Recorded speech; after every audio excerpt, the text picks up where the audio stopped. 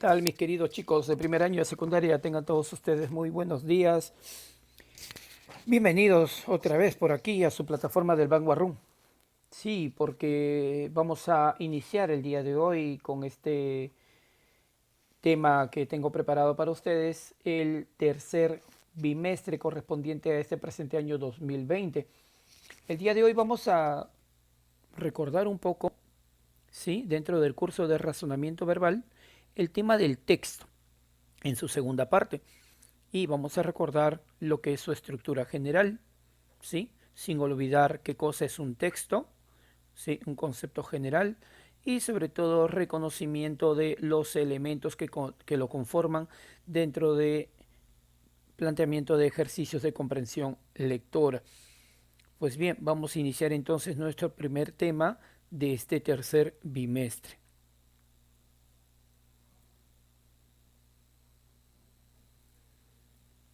Como dato inicial para poder reformular nuestro tema del texto, hay que entender claramente cuáles son las propiedades que tiene todo texto. En todo caso, cómo analizar estas propiedades, ¿no? Hay que reconocer que la claridad, la corrección, la adecuación, la coherencia y sobre todo la cohesión son propiedades de todo texto, que no deben faltar en todo texto y que son muy importantes su consideración. Vamos a empezar en primer caso por la claridad. En este sentido, el texto tiene que ser muy comprensible para el lector.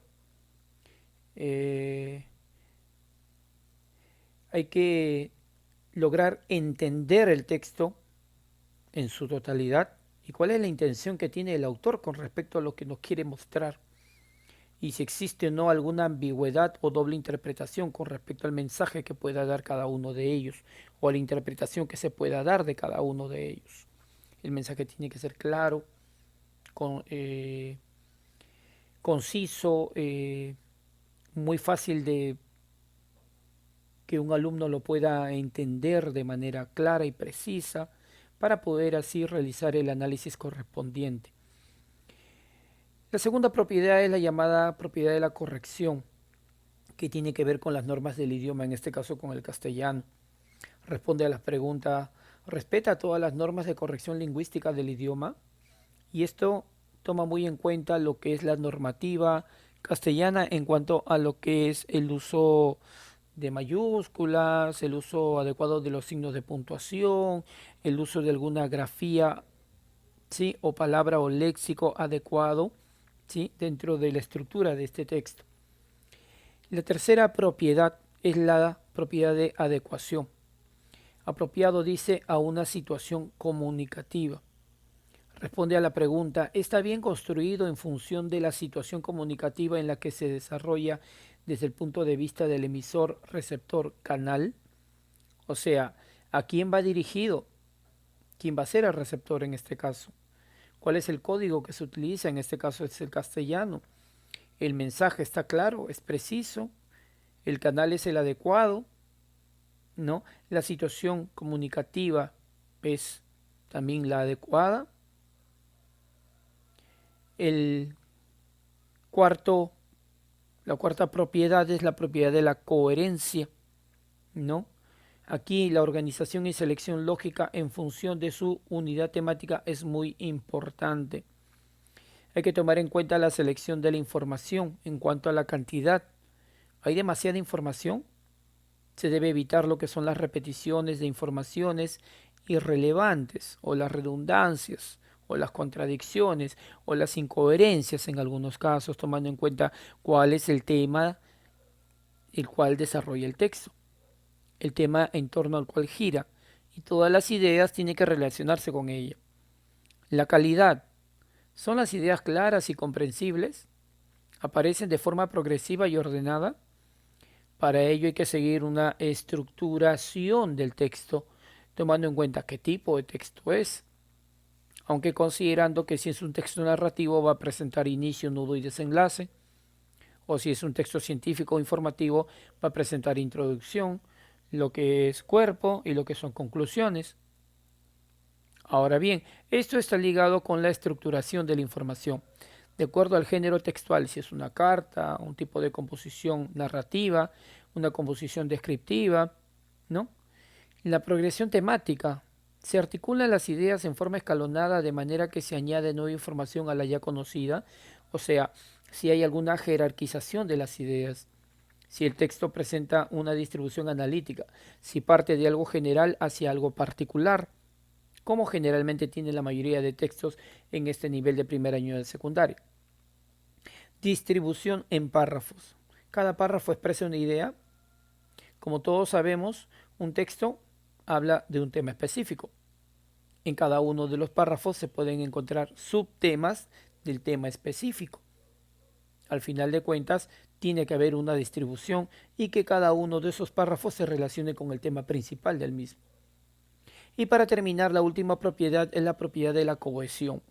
¿Sí? Consiste en la conexión entre los elementos lingüísticos o la unión entre palabras para formar estructuras mucho más complejas, llámense sintagmas, oraciones, párrafos y finalmente el texto en sí, ¿no? La cohesión implica la unión de cada uno de los elementos entrelazados y para ello la utilización de recursos anafóricos, ¿no? Y marcadores textuales, lo que son conectores textuales, ¿no? O conectores contextuales, como lo llamamos nosotros, sean estos coordinantes o subordinantes.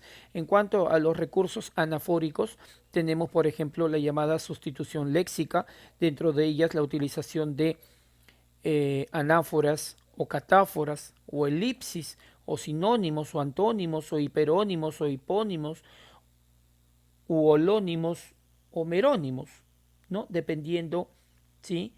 La importancia que le queramos dar a cada uno de las ideas, a cada una de las ideas. Sustitución gramatical, la utilización de pronombres o determinantes, ¿no? O adverbios o pronombres relativos. Todo esto, ¿sí? En sí, recursos anafóricos, la utilización de términos referentes, ¿no? Para no caer en la llamada redundancia o repetición. Y vuelvo a repetir los marcadores textuales que vendrían a ser los conectores contextuales que ya hemos visto con anterioridad y que son elementos de enlace que nos van a ayudar a cohesionar cada una de nuestras ideas. Pues bien, esas son las propiedades que debe presentar cada uno de los textos que nosotros vayamos a trabajar desde ahora. Hay que recordar que un texto, ¿sí? Es un todo conformado por ideas, las cuales giran alrededor de un tema en particular. Ahora bien, un texto es una estructura compuesto por signos lingüísticos o palabras o frases o oraciones, ¿no? O párrafos, ¿ya? Organizados en una unidad con sentido lógico y el sentido lógico es la coherencia. La estructura que presenta un texto, como ya lo hemos visto anteriormente, es la del tema, ¿sí? Todo texto presenta un tema, que es el asunto que aborda el texto, ¿ya? Escrito generalmente como un sintagma nominal y responde a la pregunta ¿de qué trata el texto? Por ejemplo, tenemos como tema, perdón, la cultura, ¿ok? En términos mucho más amplio. El título, en cambio, es una frase nominal que va a resumir el contenido del texto. El título se va a desprender del tema, ¿no? Escrito generalmente como un sintagma nominal, una estructura ya que tiene como núcleo un sustantivo, ya, en el cual va a aparecer el tema más un aspecto específico del mismo.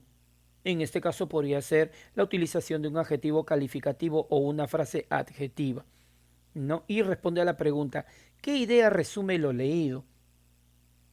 Entonces, si seguimos la línea de que el tema es la cultura, el título podría ser La cultura incaica, ¿no? Con un aspecto mucho más específico. En cambio, la idea principal es una oración, ¿no? Es una oración y lo más importante del texto. Ahora, esta idea principal responde a la pregunta, ¿qué se dice del tema? ¿Qué se dice del tema? Ahora, escrito como una oración, por lo tanto debe tener un verbo conjugado. Y siguiendo la línea del tema y del título, podríamos nombrar la idea principal algo así como los incas fueron una cultura milenaria. Entonces vamos de lo particular a lo general. Estamos sintetizando las ideas siguiendo el orden de la estructura de un texto. De lo más simple, el tema, pasando por el título, a lo más complejo. Y en este caso a lo más completo, que es la idea principal. Luego de esta, lógicamente siguen lo que se denominan las ideas secundarias, que son aquellas que van a complementar a la idea principal, las que van a girar en torno a esta idea principal. Ahora, habiendo recordado el tema de la estructura de un texto, pasemos a desarrollar un ejercicio de comprensión lectora. Ahí tenemos el texto número 1. Bien, empezamos. Es un hecho comprobado por todos. El espejo, perdón, en el espejo, la realidad no parece la misma. La derecha se transforma en la izquierda y viceversa, pero ¿nos engañan los ojos? Lo que sucede es que se produce el fenómeno conocido como reflexión de la luz, gracias al cual logramos ver los objetos que nos rodean. Hay dos tipos de reflexión de la luz. La reflexión especular, que caracteriza a las superficies brillantes y lisas, y la reflexión difusa, característica de las superficies no pulimentadas. Aquí los rayos luminosos son reflejados en todas las direcciones. Pues bien, al haber hecho la primera lectura, te recomiendo hacerla por segunda y posiblemente por una tercera vez más para poder observar, y no mirar, sino observar cada uno de los elementos que conforman dicho texto, que a propósito está constituido por dos párrafos. Luego de ello, lo que tengo que realizar es subrayar, ¿sí? Aplicar la técnica del subrayado, subrayar las ideas que yo considere que son importantes o relevantes para poder reconocer tanto el tema como el título y la idea principal. Entonces, dicho esto, yo podría considerar que esta parte de aquí, la reflexión de la luz, podría ser el tema principal del texto. ¿De qué trata? ¿Por qué razón? Porque estamos hablando de la reflexión de la luz, ¿sí? Que tiene que ver básicamente con la funcionalidad que tiene el espejo, y porque también dice que existen dos tipos de esta reflexión. Una reflexión llamada especular y una reflexión difusa. Entonces, el tema está abarcado en esto de aquí, en la reflexión de la luz. Las demás ideas son complementarias a este tema. ¿Por qué? Porque van a girar en torno a este asunto. Entonces ahora pasemos a las preguntas.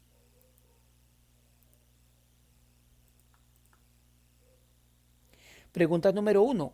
¿Cuál es el tema del texto? Entonces tenemos la reflexión difusa, la reflexión especular, la reflexión de la luz, los espejos, nos engañan las luces.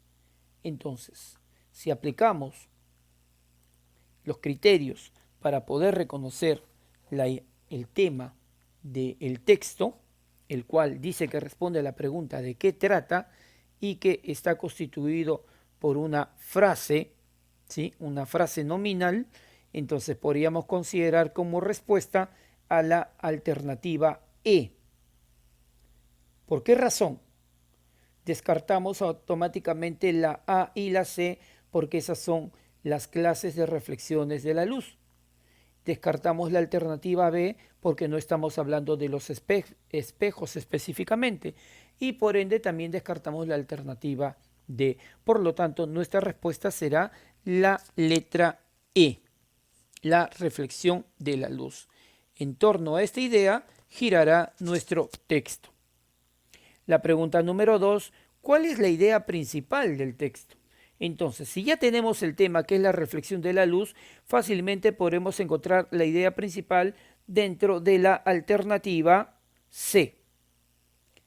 ¿Por qué razón? Porque dice, la reflexión de la luz permite, ahí está el verbo, porque sabemos que la idea principal es una oración y por ende, sí, por ende tiene que tener un verbo, permite que veamos lo que nos rodea. En torno a esta idea principal gira todo nuestro texto. Ahora bien, la pregunta número 3 dice, ¿cuáles son los tipos de reflexión de la luz? Y ya los tenemos bien remarcados. La reflexión especular y la reflexión difusa. Entonces, tenemos como respuesta a la alternativa D. Es muy sencillo siempre y cuando hagamos una buena lectura del texto. Y sobre todo, el subrayado respectivo a las ideas que yo considere que son muy importantes para su análisis, tomando en cuenta la estructura que presentan los textos. Y bien, vamos a terminar con este texto número 2 y hablaremos del petróleo. El petróleo ocupa un lugar importante en la economía moderna. Sus usos son múltiples y provechosos para el hombre. Se le conoce desde hace milenios, pero es recién en los últimos siglos cuando hemos aprendido a aprovecharlo en todas sus potencialidades. Por lo tanto, el petróleo es para la humanidad más valioso que el oro.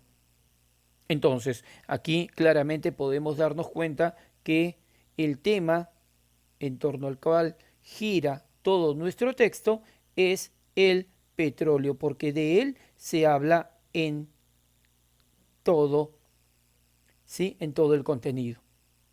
Ahora, pasemos a responder las preguntas. ¿Cuál es el tema del texto? Fácil, pues, ¿no? Si ya sabemos en torno a qué idea gira el texto, tenemos como respuesta la alternativa B, el petróleo.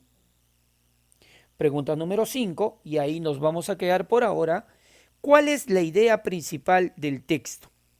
Recuerda otra vez que la idea principal, sí, es una oración y que se desprende del tema y del título. Entonces, la idea principal a el texto número 2 será la alternativa C.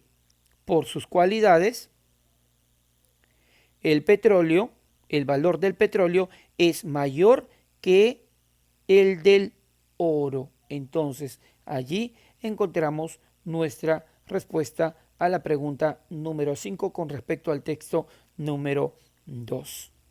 ¿Por qué es sencillo? Ya te lo dije. Si haces una buena lectura, lo demás se va a simplificar. Realiza una buena lectura 2 o 3 veces al texto, haz el subrayado respectivo y responde de manera coherente a cada una de las preguntas, tomando en cuenta la estructura, tema, título, idea principal. Seguiremos trabajando en las clases en vivo, ¿sí? Y espero tu participación para poder hacer de esa clase algo productivo. Nos estamos viendo la próxima semana. Un fuerte abrazo para todos ustedes, chicos. Cuídense mucho, ¿sí? Hasta luego. Bye, bye.